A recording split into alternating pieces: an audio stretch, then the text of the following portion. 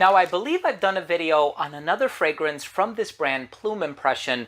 It was a number of years ago. It's called Rivalite Imperiale, which is a wonderful ambery, spicy, fall and winter type of a fragrance. In today's Cephalabon contributor video, we're going to be taking a closer look at a 2019 release composed by perfumer Jordi Fernandez. This one is called Elegance Cuiree, and it's a leather-based fragrance. I'm excited to give you my thoughts on this fragrance, also let you in on a very special giveaway opportunity, so make sure to stay tuned.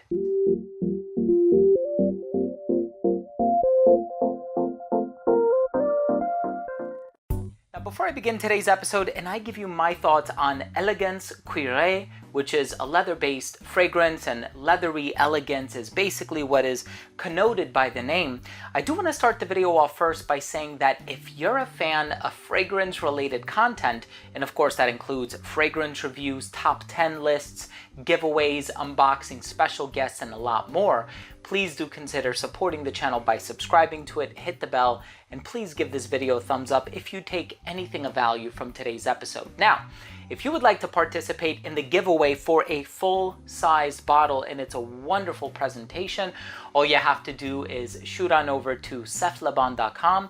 It's going to be the first link down below in the description box. After you've read through the article and become a registered reader, just drop a comment below the article. That's all you have to do. It's a very simple process. Best of luck. Here we have a fragrance that has guaiac wood and vetiver and amber. There's a little bit of bergamot, there's juniper berry, a little bit of olibanum, otherwise known as frankincense. But of course, the prime or the chief accord is leather. It's the namesake of the perfume. Cuir in French means leather.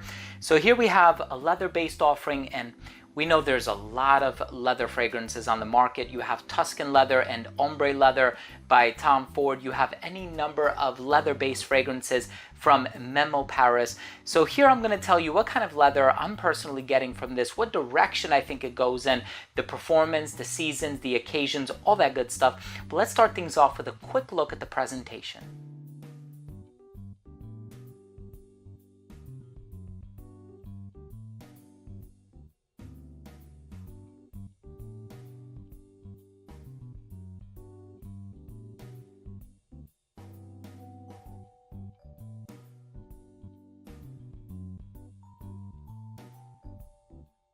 So right in the opening of this fragrance, you are going to get this incensey charm from it.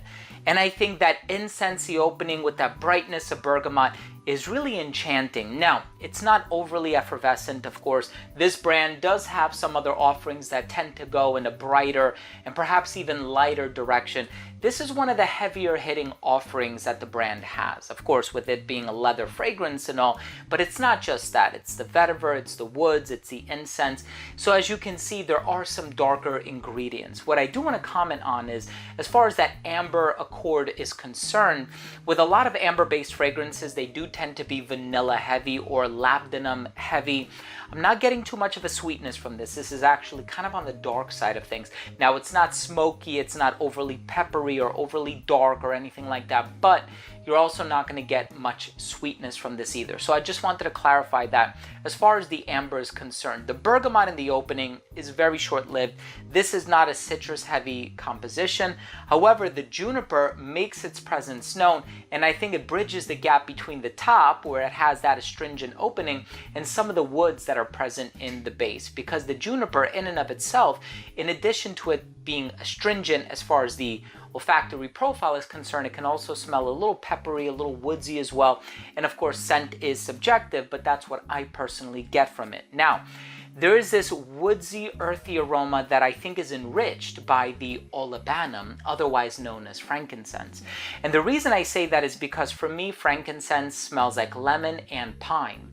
And of course, this does have kind of like that pine vibe in it. So it's a bit balsamic, it's a bit rich and resinous, and again, without smelling vanillic or sweet or anything like that. But of course, as far as the leather accord is concerned, this is a really smooth, luxurious leather. It doesn't smell like a suede leather. There is a fragrance that I personally love, and it's called L'Anonyme by A Lab on Fire. I think that's a wonderful leather-based fragrance. And of course, a lot of other leather-based fragrances feature safraline, which is an aroma molecule that is extracted from the spice saffron. And saffron is also used in the synthesis of any number of leather accords. And I'm personally not getting that type of a leather here, but I'm getting more of like a smooth leather, not overly spicy, not overly dark or anything like that. There is a darkness there just in terms of the weightiness of the ingredients. There's a lot of base ingredients and a lot of fixatives being used in here as well. But my personal opinion is that the leather can best be compared to something like an Italian leather by Memo Paris. So if you've tried that fragrance, I think Russian leather is a bit brighter, and you have Irish leather, which goes in a totally different direction of its own. And I think Aliénor Maisonnet is an amazing perfumer. She's, that perfumer has personally worked on, Italian leather and a number of others. But this one is different, and it does things in its own unique, creative way.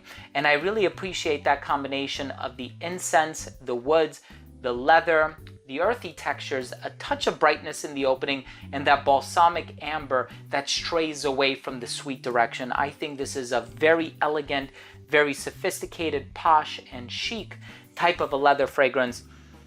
And it's one that you definitely ought to try, especially if you're a fan of leather-based compositions. And yes, it goes in a very, very different direction from, say, something like a Tuscan leather or an ombre leather even. Let's go ahead and finish things off with my overall assessment. So first up, in terms of the uniqueness and the overall smell, I compared it to Italian leather by Memo Paris, but if you juxtapose them, you'll see that there are obvious differences, but that's really more of a frame of reference, just to put you in the mindset of what you can more or less expect as far as that leather accord is concerned. Overall smell, I think this one is going to be kind of dark and edgy, and when we're dealing with a leather accord, obviously we're not talking about ozonic, oceanic, atmospheric fragrances. Those are the ones that have that mass market appeal to them. Leather, we're talking about big boy and big girl compositions, if you know what I mean. Longevity, 10 hours on my skin. Projection was wonderful for the first hour of application. It radiated within an arm's length. An elbow's length scent right around hour 6. A skin scent right around hour 9 or 10. As far as the versatility is concerned, it is marketed as a unisex composition. I think some people might argue that it leans a little bit masculine, but these are just recommendations, whether they be on the behalf of the brand or people who have tried it. At the end of the day, wear what you want and wear what makes you happy and wear what you feel comfortable wearing. This is great for formal occasions. My personal opinion is this would do better in the colder weather.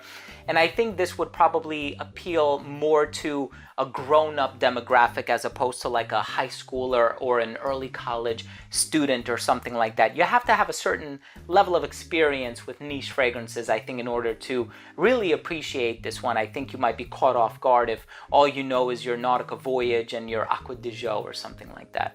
And as far as the presentation is concerned, I showed you a close-up of the presentation. I think it looks really luxe and I think it looks really opulent.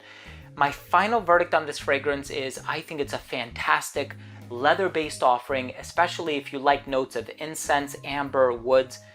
You guys got to check this fragrance out.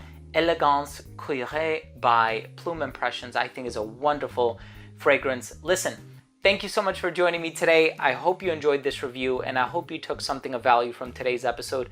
Pardon my French pronunciation. I know I'm not a native French speaker and I sincerely do try my best. Make sure to check out cephalabon.com for an opportunity to take home a full-size bottle. If you happen to be the lucky winner, I'm crossing my fingers for you. So it's going to be the first link down below in the description box. Again, if you enjoyed today's video, please make sure to support the channel by subscribing to it, hit the bell, and give this video a thumbs up. Thank you guys. Love you all. And we'll see you tomorrow. Bye.